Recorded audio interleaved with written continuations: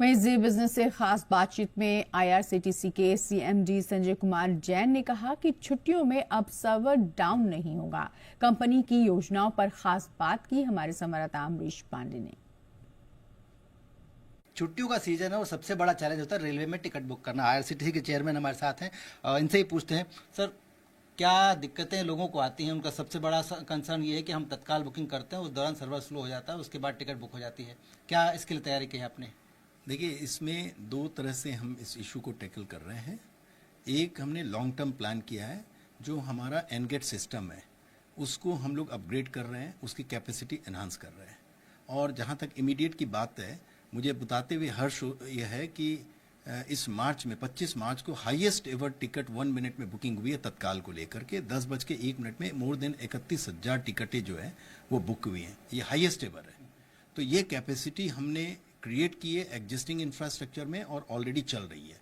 इसके अलावा आपके जरिए मैं हम अपने जो ट्रैवलर्स हैं, हमारे जो पैसेंजर्स हैं, उनको ये बताना चाहते हैं कि टिकट बुकिंग के लिए जो ये समस्या हमेशा रहती थी कि टाउट अपनी मशीन को यूज करके जो आम जनता है उनको वहाँ तक पहुँचने नहीं दे रही है, इसके लिए हमने एंटी बॉट एक टेक्नोलॉजी यूज़ की है। वर्ल्ड की बेस्ट कंपनी को हमने हायर किया उसके लिए और उसके रिजल्ट काफ़ी अच्छे हैं। हमने 3.5 करोड़ से ज़्यादा जो फेक यूज़र आईडीज़ थे उसको हमने सस्पेंड किया है। और क्या नाम है, 150 के लगभग में हमने क्राइम ब्रांच को जो है साइबर क्राइम ब्रांच को हमने एक एफआईआर दर्ज की है। और इसके अलावा आरपीएफ को हमने एक पूरी डिटेल रिपोर्ट दी है कि किस तरीके से जो इस तरह के एलिमेंट हैं जो आम जनता जिसको की परेशानी कर रहे हैं उसको कैसे टैकल कर सकता है, इसकी पूरी तैयारी की है।